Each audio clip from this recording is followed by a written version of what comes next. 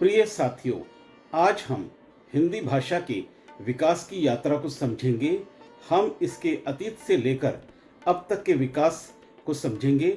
आशा करता हूँ कि ये आपको काफ़ी रोचक और ज्ञानवर्धक लगेगा। मेरा नाम है मनमोहन चौहान।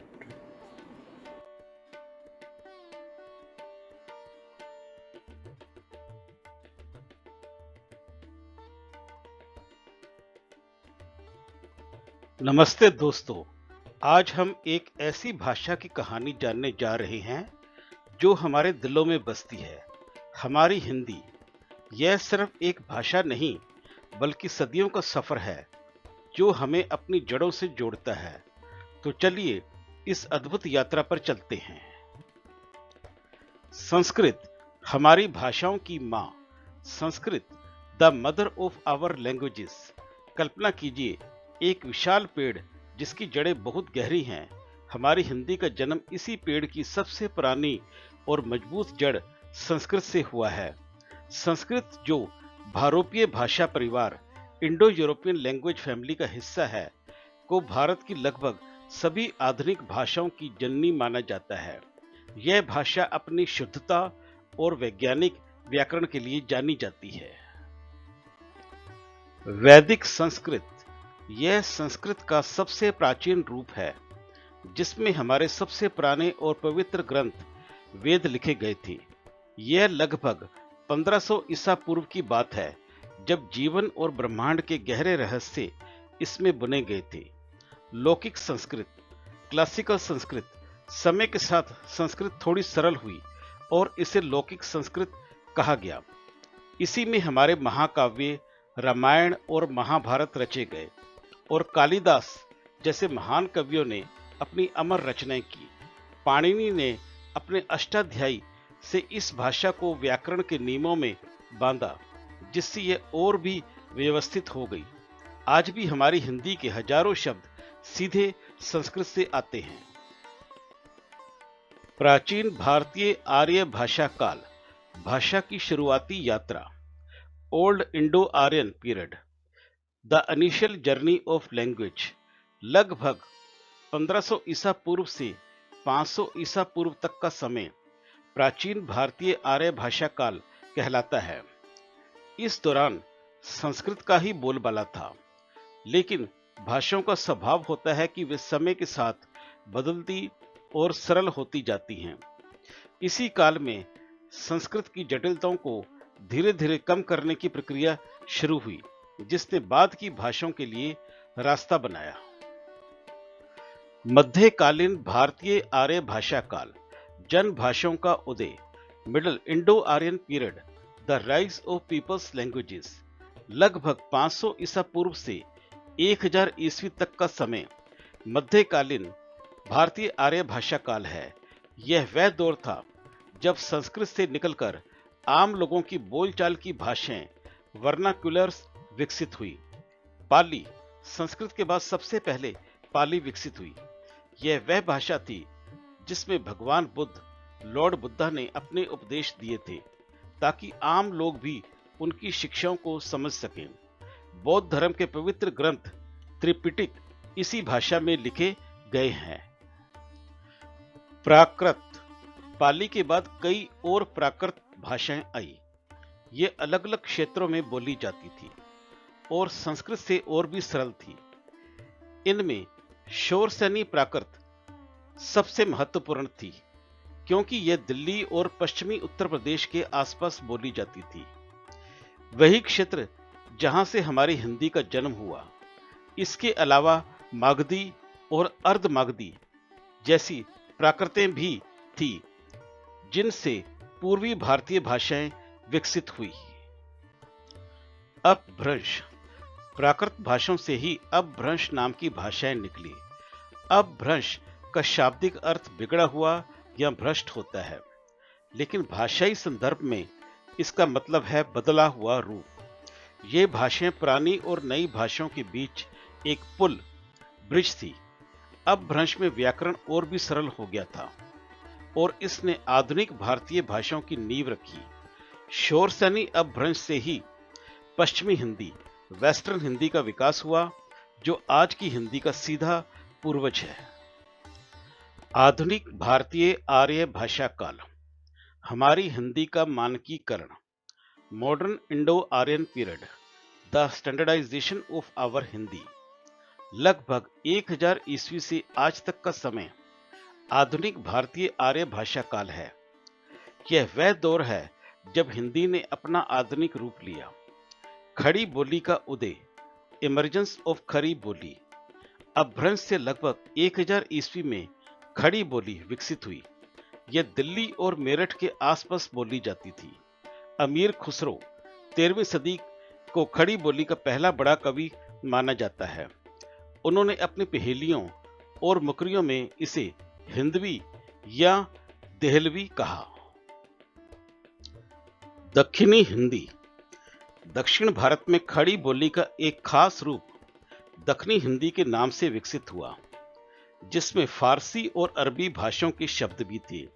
यह हिंदी और उर्दू के शुरुआती मेल का एक सुंदर उदाहरण है।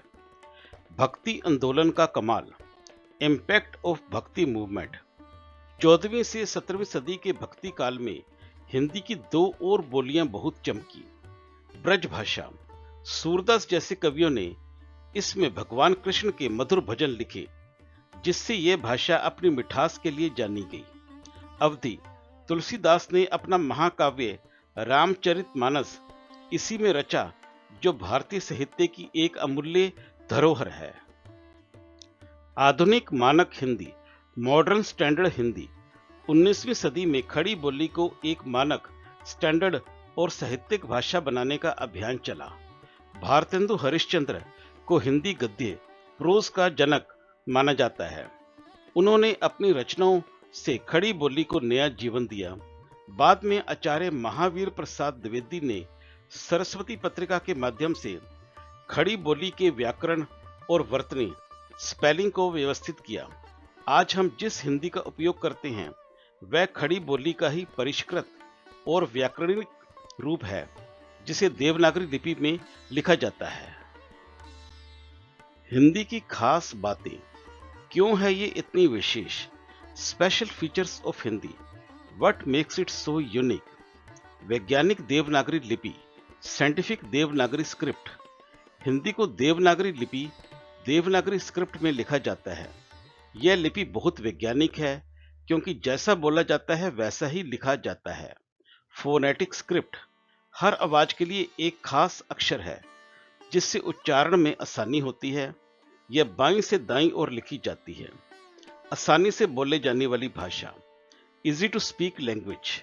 हिंदी एक ध्वन्यात्मक फोनेटिक भाषा है। इसका मतलब है कि इसके उच्चारण, प्रोनाउंसिएशन और वर्तनी, स्पेलिंग में बहुत कम अंतर होता है। यह इसे सीखने और बोलने में बेहद आसान बनाता है, खासकर उन लोगों के लिए जिनकी मातृभाषा अलग है। शब्दों का विशाल और समावेशी भंडार, vast and inclusive vocabulary. Hindi का शब्द भंडार, वैकेबलरी बहुत बड़ा और समृद्ध है।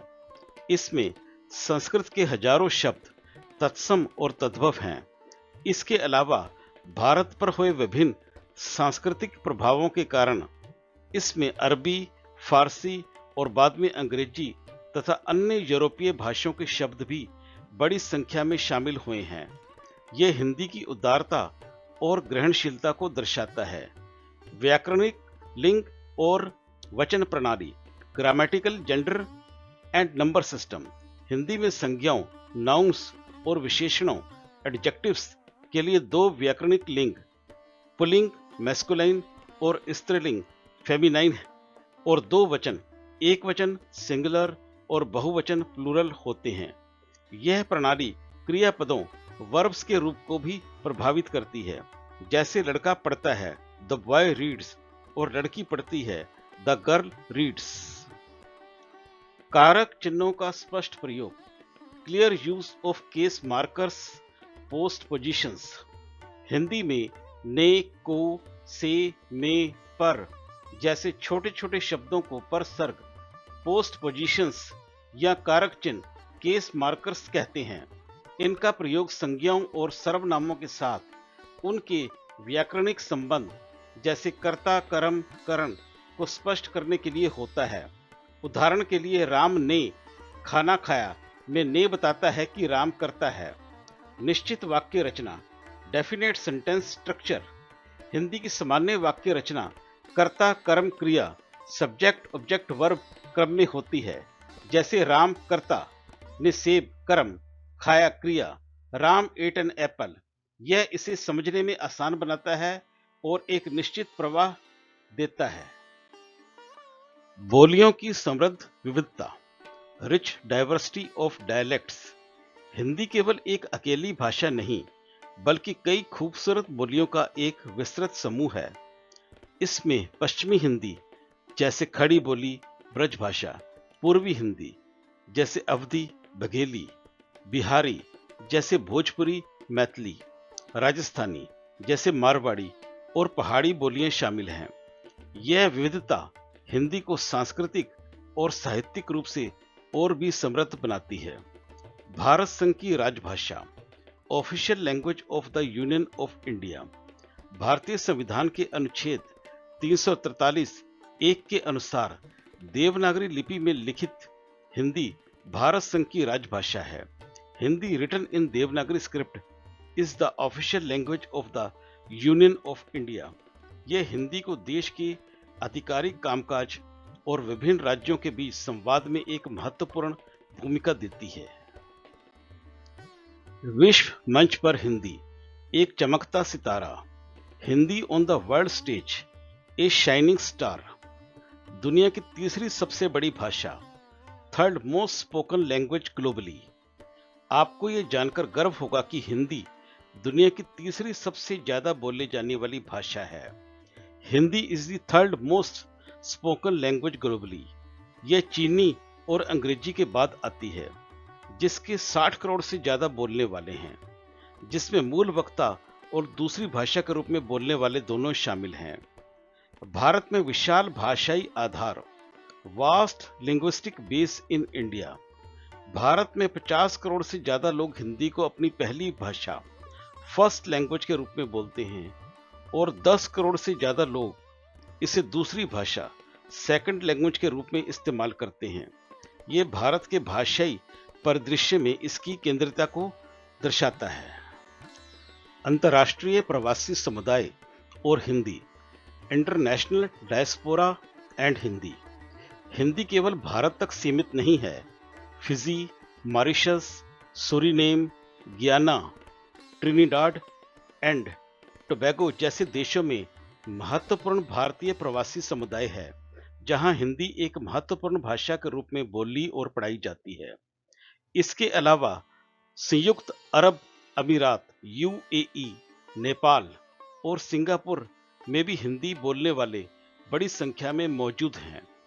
संयुक्त राष्ट्र में हिंदी के आधिकारिक भाषा बनने की मांग, demand for Hindi to be an official language in the UN.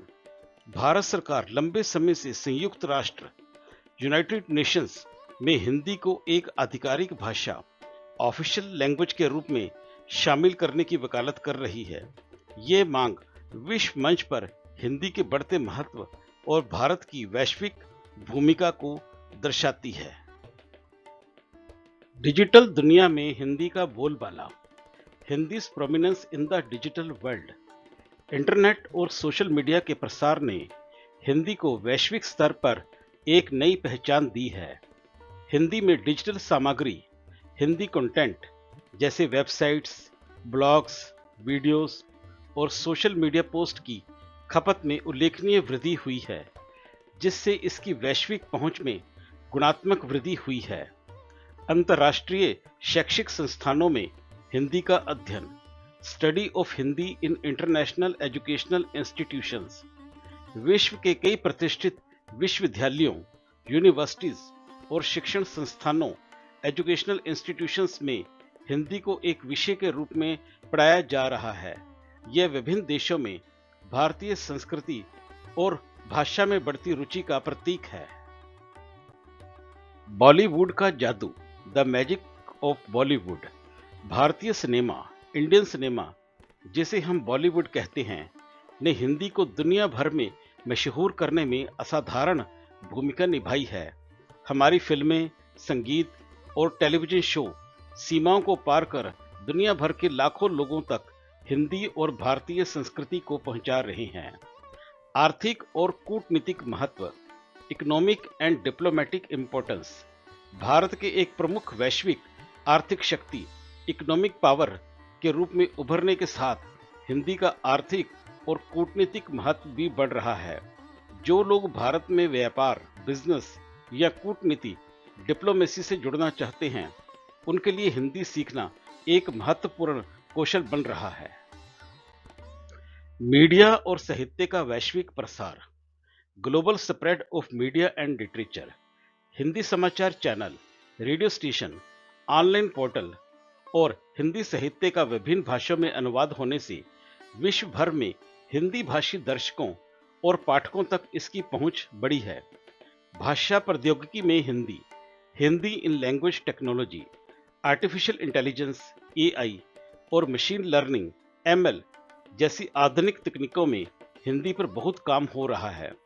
इससे हिंदी में वॉइस असिस्टेंट्स, मशीन अनुवाद, मशीन ट्रांसलेशन और अन्य भाषाई उपकरण बेहतर हो रहे हैं, जिससे इसकी वैश्विक प्रासंगिकता और उपयोगिता बढ़ रही है। ज्ञान, विज्ञान और हिंदी, नॉलेज एंड साइंस इन हिंदी। हिंदी अब केवल साहित्य की भाषा नहीं रही, बल्कि इसमें विज्ञान, साइंस, प्रौद्योगिकी, टेक्नोलॉजी, चिकित्सा, मेडिसिन और अन्य ज्ञान विज्ञान के विषयों पर भी सामग्री उपलब्ध हो रही है। यह हिंदी को आधुनिक ज्ञान का माध्यम बना रही है। सांस्कृतिक आदान प्रदान का माध्यम, medium of cultural exchange. Hindi आज विभिन्न देशों के बीच सांस्कृतिक आदान प्रदान का एक सशक्त और जीवंत माध्यम बन चुकी है।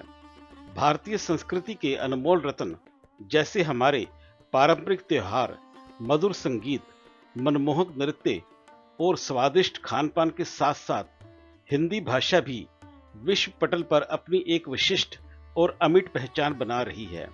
यह भाषा न केवल विचारों को व्यक्त करती है, बल्कि हमारे समृद्ध विरासत और जीवन शैली को भी दुनिया के कोने कोने तक पहुंचाने का कार्य कर रही है। संरक्षण और संवर्धन की हमारी जिम्मेदारी। हिंदी की ये गौरवशाली यात्रा हमें इसके संरक्षण और संवर्धन की जिम्मेदारी का एहसास कराती है।